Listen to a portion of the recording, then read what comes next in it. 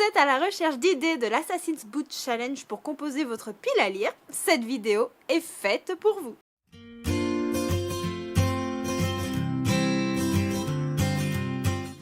Je m'excuse par avance, vous entendrez peut-être le ventilateur, mais il faut dire qu'il fait tellement chaud aujourd'hui que tourner sans est quasiment impossible. Je m'excuse, mais aujourd'hui je n'ai pas envie de mourir pour vous, clairement.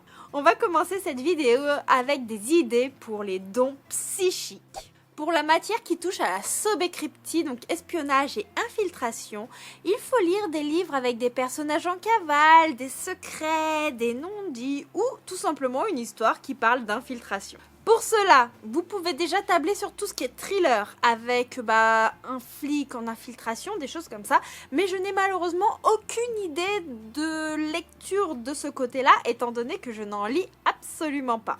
Toutefois, si vous recherchez une romance avec des secrets, vous avez Colloque avec mon boss de Erin Graham. Je ne vais pas développer les résumés tout simplement parce que je ne veux absolument pas prendre le risque de vous spoiler, mais sachez que ce livre rentre parfaitement dans la thématique et si vous aimez les romances avec des points de vue de colocation, cela pourrait énormément vous plaire. Avec des personnages en infiltration, des secrets, des non-dits, si vous aimez la fantasy, vous pouvez vous tourner vers The Prisoner de Lynette Noni, publié chez Hachette. Vous êtes dans un huis clos, dans une prison, avec l'arrivée d'une reine qui n'est pas en état de faire les choses qu'elle est censée faire. Et vous allez suivre Kiva, une guérisseuse qui va prendre sa place.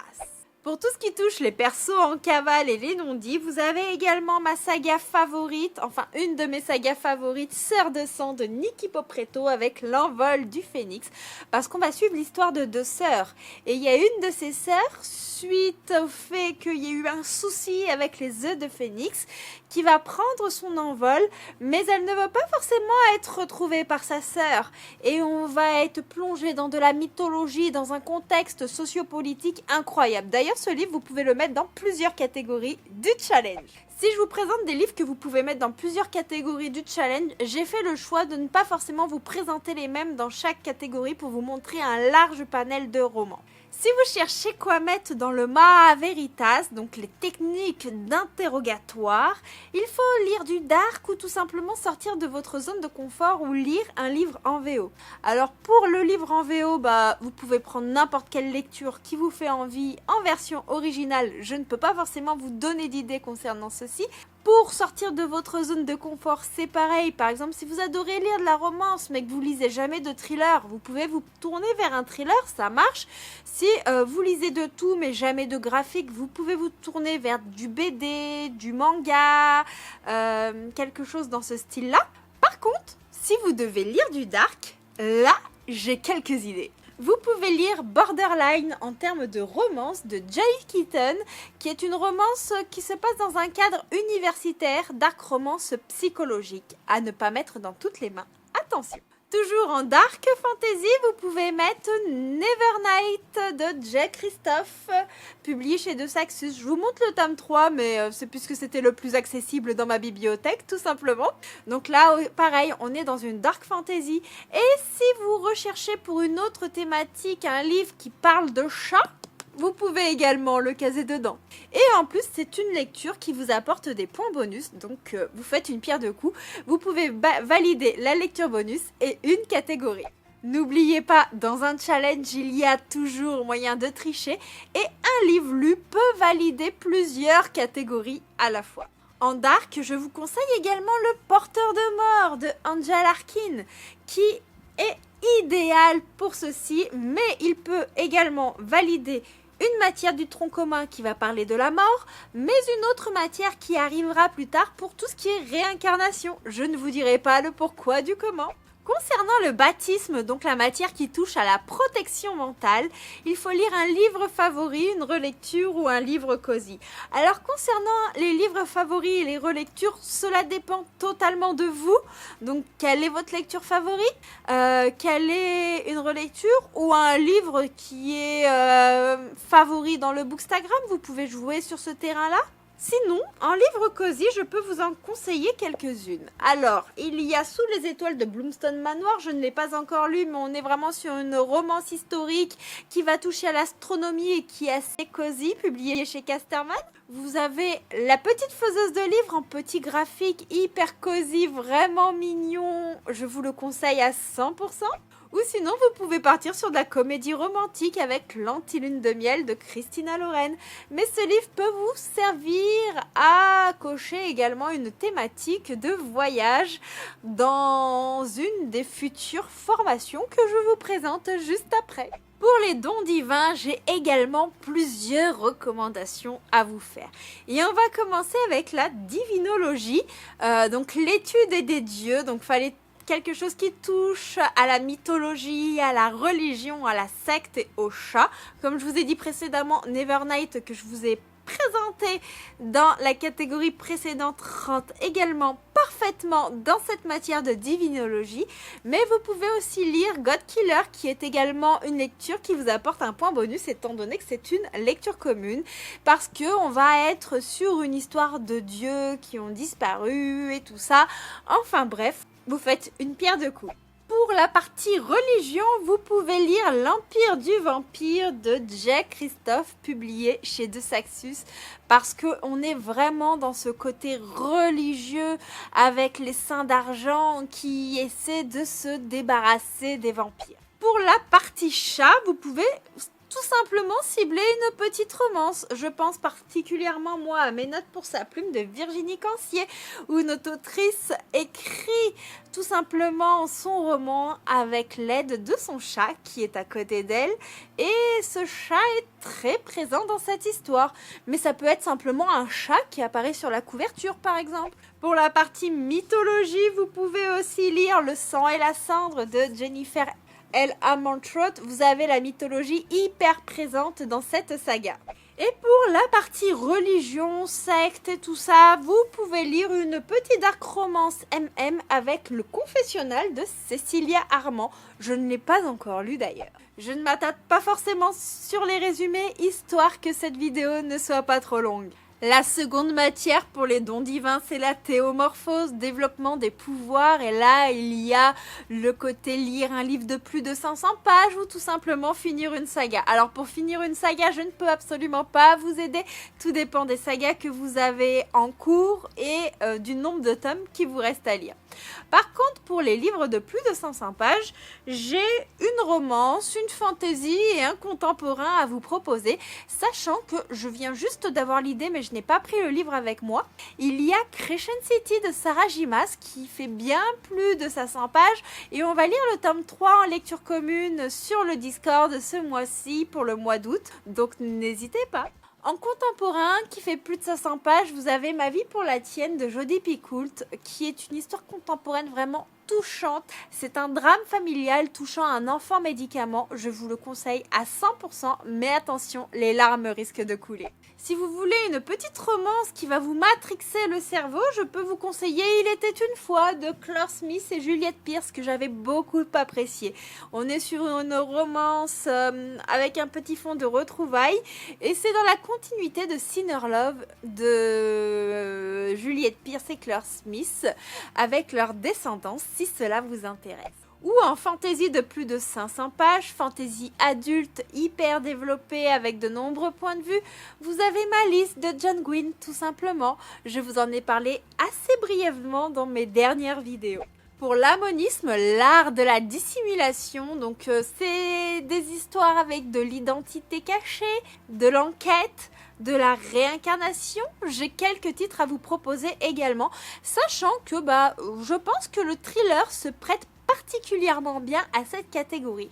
Personnellement, je lis très peu de thrillers, mais pour la partie identité cachée, j'ai The Kiss of Deception de Mary Pearson qui s'y prête à la perfection, étant donné que nos personnages dans cette histoire ne révèlent pas forcément leurs véritables identités. On a une princesse en fuite, on a un assassin et on a un prince, mais on ne sait pas qui est qui dans cette histoire. C'est plutôt fun, non ? Pour le côté romantique, avec de l'enquête, il y a Tekoa de Vanessa Desgardins que j'avais adoré, qui se passe dans une petite tribu indienne avec une histoire de disparition de femmes et une jeune femme qui va venir enquêter puisque sa sœur fait partie des disparus de l'université appartenant à la tribu indienne. Enfin bref, c'était romantique, c'était avec de l'enquête. Si vous aimez la romance et que vous n'êtes pas forcément à fond thriller, ça peut être un bon substitut. Il est temps de vous présenter les dons élémentaires et là c'est pareil, j'ai plusieurs recommandations à vous faire. On va commencer avec la nilomorphose, donc c'est l'étude géographique et géologique du terrain et de tout ça. Et pour cela il faut du voyage, de l'aventure ou une nouvelle saga. Pour la nouvelle saga, je ne peux pas forcément vous aider. Par contre, pour le côté voyage et aventure, j'ai quelques titres qui pourraient être très sympathiques. Alors, vous avez Semeuse de rêves de Oksana Hope, où on a une héroïne qui est capable de matérialiser les songes. C'est la lecture commune des dons psychiques d'ailleurs.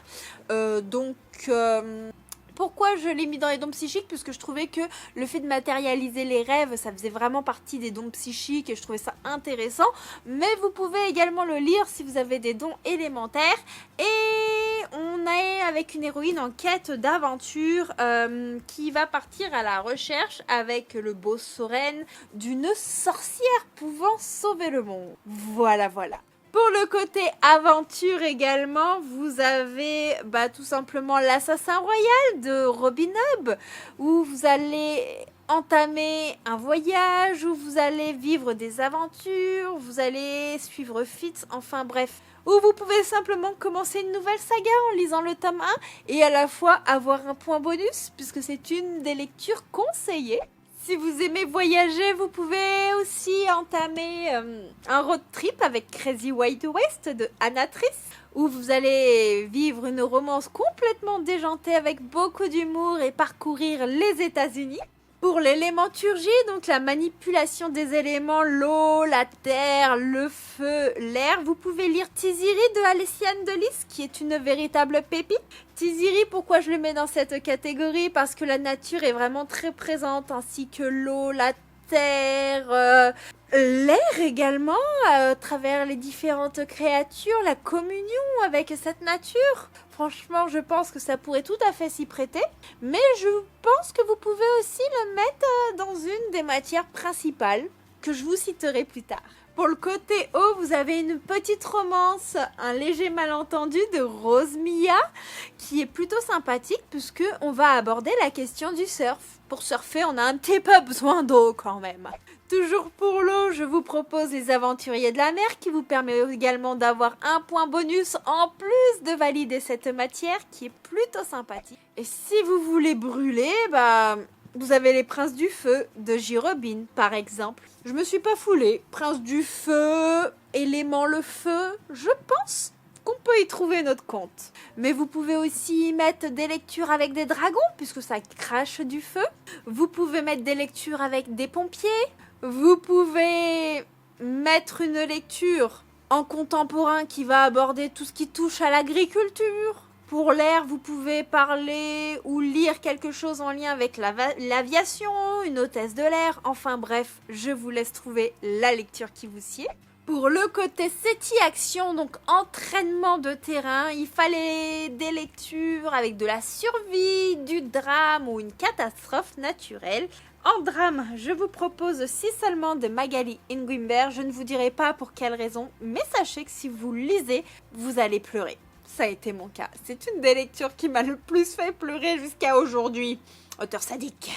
Pour tout ce qui est survie, drame, je vous propose Les Nocturnes de Tess Corsac, où vous allez suivre 125 verts, 125 rouges, 250 amnésiques et combien de nocturnes. Et il y a une question de survie, de drame. On est un petit peu dans un univers dystopie, donc je pense que ça s'y prête parfaitement.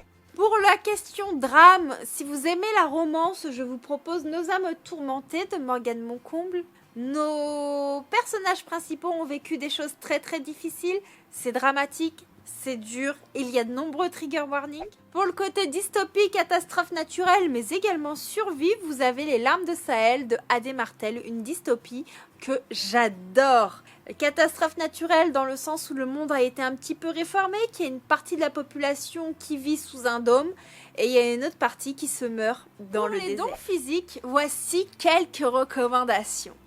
Pour le sekhmétisme, donc le développement des capacités physiques, il faut des livres en lien avec l'apprentissage, la guerre ou le sport. Pour cela, si vous aimez la romance, il y a Play Hard où vous allez suivre une agence sportive qui va aider des sportifs justement et chaque tome se concentre sur une des filles du propriétaire de l'agence qui va aider un sportif. Pour le côté apprentissage et guerre, vous avez Le sang et l'acier de Helen Schauer.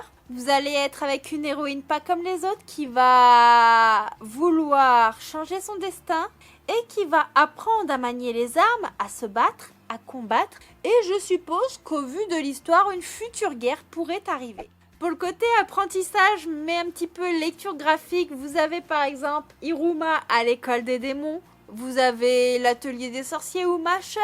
Enfin bref, vous avez plein de mangas qui pourraient rentrer dans cette catégorie. Ou vous avez aussi Sorceline en bande dessinée, maintenant que j'y pense. Et pareil, si vous aimez les esprits rebelles et les beaux sportifs, vous aimez l'univers du hockey, vous pouvez lire tout simplement Rebel University d'Alfreda Envy et Alicia Garnier. La tautélémie est une matière qui va aborder des sujets plus sombres, avec les techniques de torture et d'interrogatoire. Et pour cela, les mots-clés sont le thriller, la souffrance ou la dark fantasy. Alors, en thriller, vous pouvez lire quelque chose comme Toute blesse, la dernière tue. Ce livre a été tellement dur à lire pour moi. Mais vous voulez lire n'importe quel thriller si vous aimez ce genre-là. Sauf que moi, j'en ai pas beaucoup à vous conseiller, j'en lis peu. Si vous aimez la dystopie et les personnages qui sont en pleine souffrance, vous pouvez lire La Servante écarlate de Margaret Atwood. Le livre m'a été récemment offert, mais en tout cas, la série m'a offert un panel de souffrance incroyable. Et pour ceux qui sont plus dans la romance, vous pouvez lire n'importe quelle romance de Angela Arking. Là, sous la main, j'ai notamment Tes notes pourpres.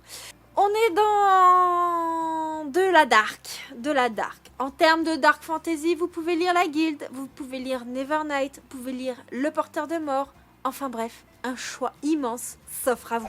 Pour la dernière matière qui touche aux dons physiques, il y a la Néfer tactique qui est les stratégies de camouflage et d'infiltration.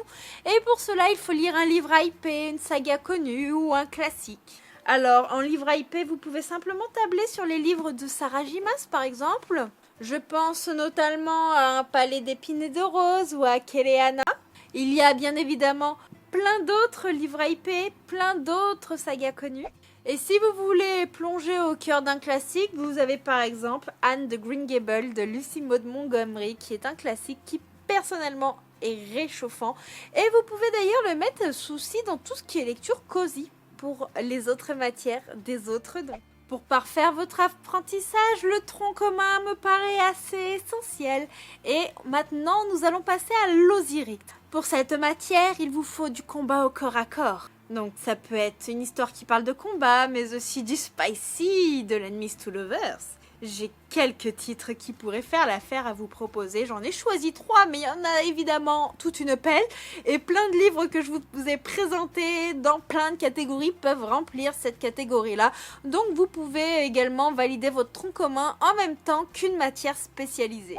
Pour l'Enemies to Lovers, vous avez Le Pont des Tempêtes de Daniel L. Jensen avec 2 personnes venant de royaumes ennemis qui sont obligées de se marier pour parfaire un pacte sociopolitique. Pour du spicy, vous pouvez tabler sur du harem inversé, par exemple avec Broken Bond ou toute la saga qui est excellente.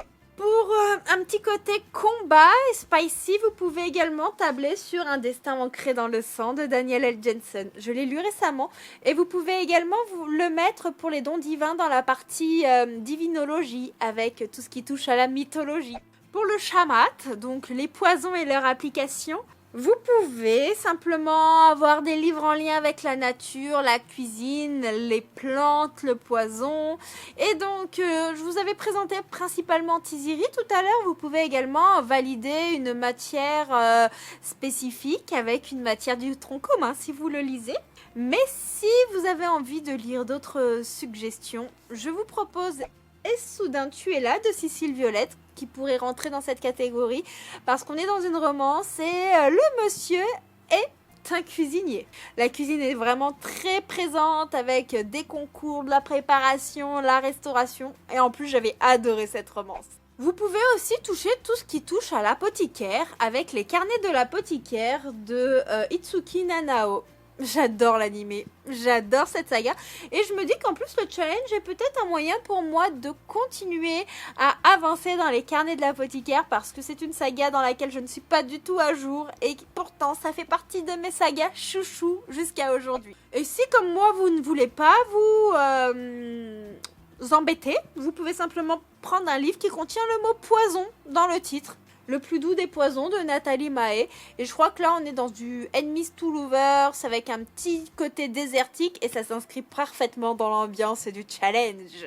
Pour tout ce qui touche à la résocratie, donc fantaisie adulte, assassin, pauvreté, donc c'est les enjeux sociaux du royaume. Vous pouvez lire de la fantaisie adulte et pour cela j'en ai quelques-unes à vous présenter. Et ces 3 fantaisies adultes contiennent également les mots assassin et tueur. Mais avec assassin et tueur, vous pouvez vous mettre dans des lectures qui vont parler de mafia, de tueur à gages, du thriller. Ça rentre également, c'est juste que j'en ai pas vraiment à vous proposer au vu de mes goûts littéraires personnels. Mais sachez que c'est tout à fait possible si vous ne lisez absolument pas de fantaisie ou de romance. En fantaisie adulte, j'ai La Voix des Ombres de Brent Weeks qui vous valide également un point bonus lecture commune, plus un point pour cette matière, ça pourrait être plutôt sympa pour ceux qui ont choisi un des dons avec cette lecture commune. Donc on est vraiment sur un tueur, une formation d'assassin. Vous pouvez également le mettre dans tout ce qui est apprentissage, si jamais. Puisque notre assassin et tueur a un apprenti. Et l'audio est également disponible sur Nextory. Je dis ça, je dis rien. Vous avez un petit lien en barre de description pour Nextory si jamais. Si vous voulez également valider une lecture commune de votre don, et valider cette catégorie, vous avez L'Ombre des Dieux, donc de John Gwynne. Et c'est pareil, on est avec un peuple assez pauvre, on est avec une histoire qui parle d'assassins.